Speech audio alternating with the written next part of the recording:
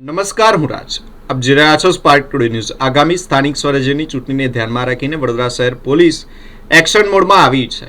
DCP zone 3 હેઠળ આવતા તમામ પોલીસ સ્ટેશનો દ્વારા વિસ્તારમાં ફૂટ પેટ્રોલિંગ હાથ ધરવામાં આવ્યું હતું, જેના ભાગરૂપે વાડી પોલીસ સ્ટેશન અને મકરપુરા પોલીસ સ્ટેશનના અધિકારીઓ અને જવાનોએ સંવેદનશીલ વિસ્તારમાં ફૂટ પેટ્રોલિંગ હાથ ધર્યું હતું. શહેર પોલીસ કમિશનર નરસિંહા કુમારના આદેશ અનુસાર આ ફૂટ પેટ્રોલિંગ કરવામાં આવ્યું હતું.